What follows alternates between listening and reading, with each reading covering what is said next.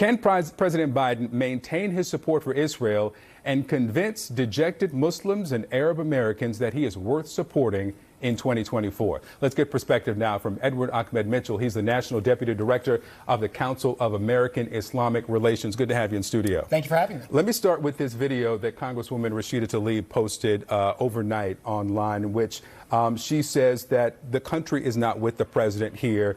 We see the videos of the protests across the country, and there are more than Muslims and Arab Americans at these protests, obviously. She ends the video with this. We will remember in 2024.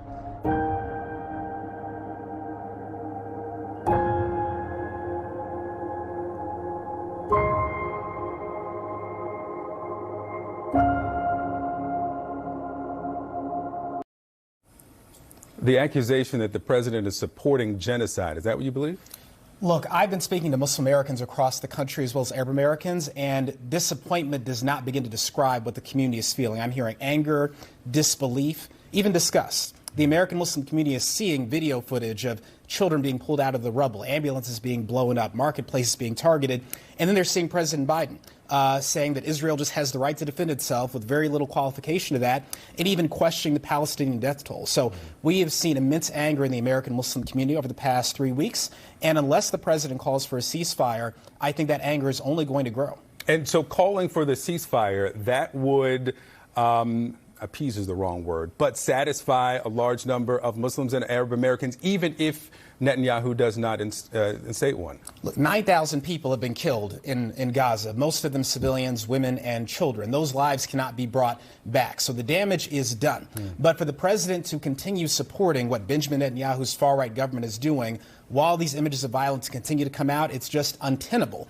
And I've heard from Muslims who say that the tipping point was the murder of young Wadia, that 6-year-old boy in Chicago was stabbed to death by his landlord because his landlord was upset about what he was seeing.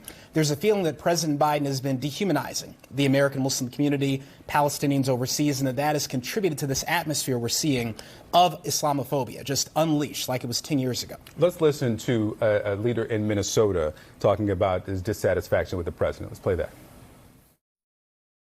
As American Muslims, we have suffered under many presidents through different types of policies.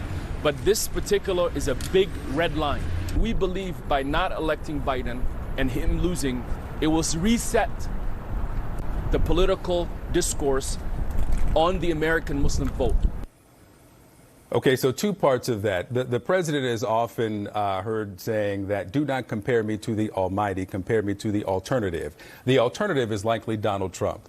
If you want President Biden to lose, do you want the man who proposed the Muslim ban in office? Well, it's important to know we're a civil rights organization. We don't tell people who to vote for or who to vote against, but we do tell people you should turn out and vote and make your voices heard. And we analyze those voters. And what I'm hearing is that some Muslim Americans just say they cannot bring themselves to cast their ballot for someone who is justifying what they believe is ethnic cleansing and mass murder. But you're right, elections are between two people. And so we'll have to see who the people on the ballot are next year.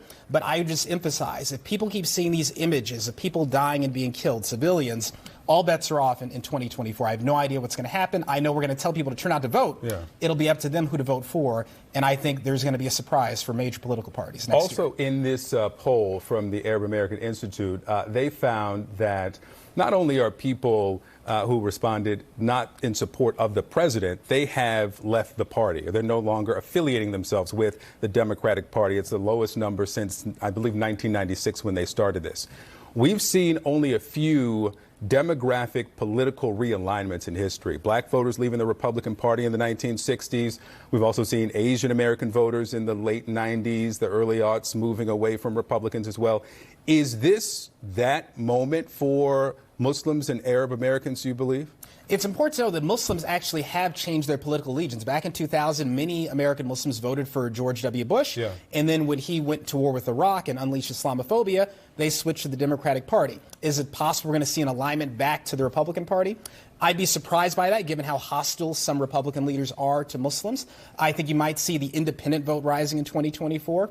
But again, the next few weeks are critical. It all depends, I think, on how this plays out in Gaza, because we cannot. The American Muslim community is not going to tolerate this level of violence being deployed against anyone, especially our brothers and sisters overseas. So I think the next 2 weeks are critical one way or another. Edward Ahmed Mitchell with CAIR. Thanks so much. Thank you for having me. All right.